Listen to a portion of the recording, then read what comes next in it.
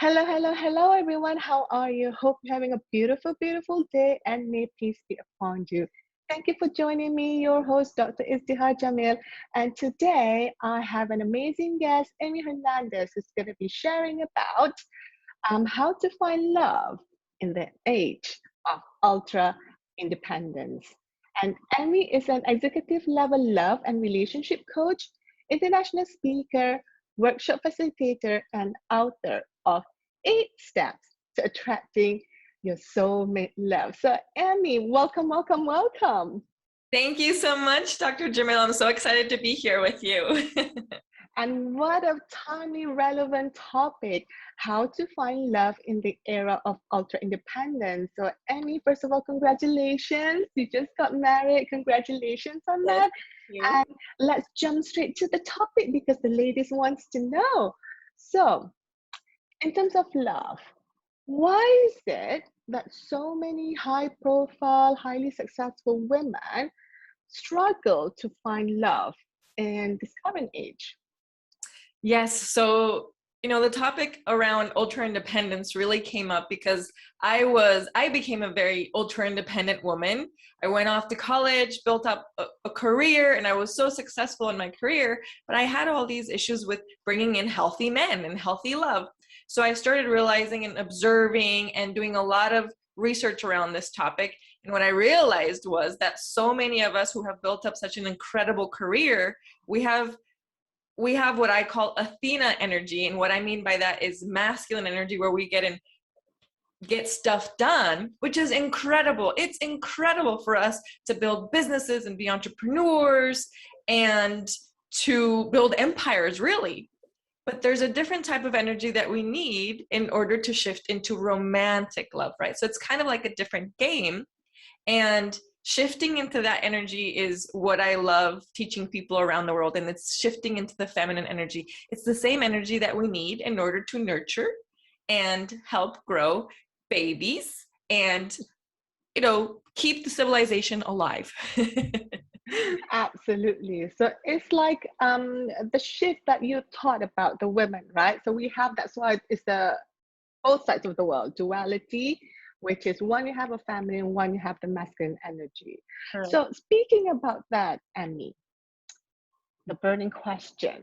Yes. Is it true that men are scared or feel a little bit intimidated by successful, powerful, high-flying women? Ooh, very good question, Dr. I hear this all the time. So there's a caveat to this. There's a yes and a no. Healthy men who are successful in their own careers and who feel strongly in their own masculinity are not intimidated at all by successful women. In fact, it's a turn on for them. They think it's sexy.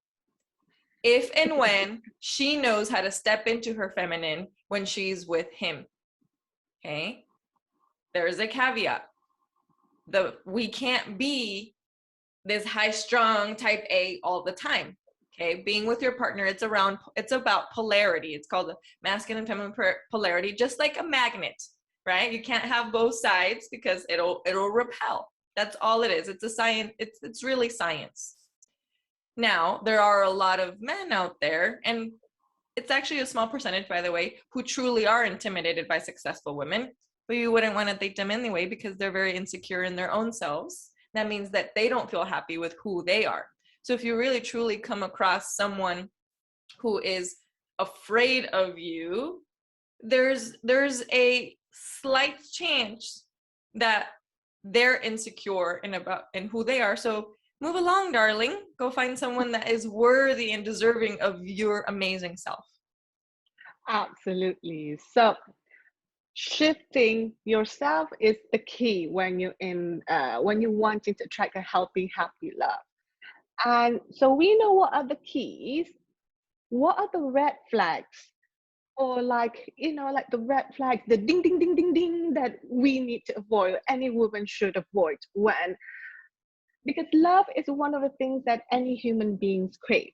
So what is the ding, ding, ding, ding red flag that everybody needs to be aware of? Yes. Oh my God. There are so many, but I'm going to give you a few. Particularly, these are in person, over the phone, or even over a dating app. A So first, a safety red flag. If someone tells you to come over and he will make you dinner for the very first date, no matter how romantic that may sound, and like, oh wow, like he wants to do that for me, that's beautiful. No, no, no, no, that's very, for a first date, always, always, always, do not ever break this rule, please. Always meet in a public place.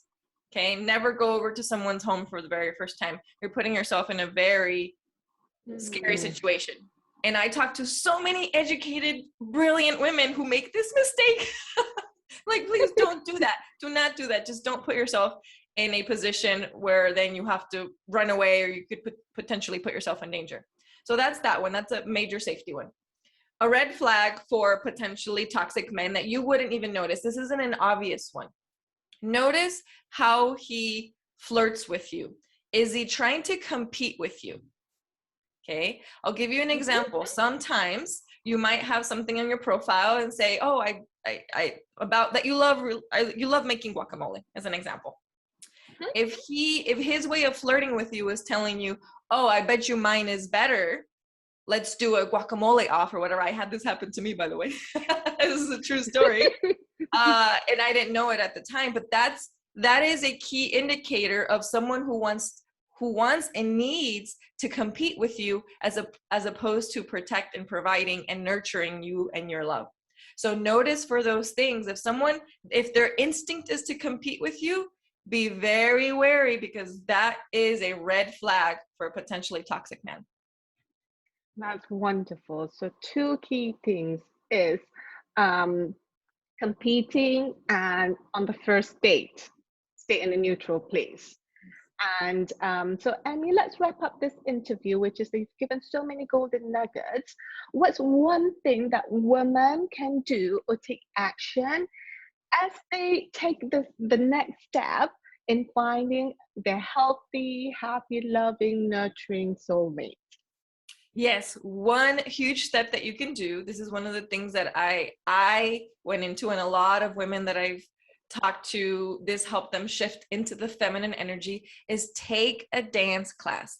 Dance class that requires you being with a partner. You're not going to the dance class to find soulmate love. Okay, that's not the intention. The intention is for you to learn to follow. Yes, follow. I know we're good leaders, ladies. I know we're good leaders, but we need to learn to follow and feel into the flow of just taking a step back and just relaxing into someone else's movements. So that does one thing where you feel sort of sensual in that, and you get to relax and take a step back and learn how to follow.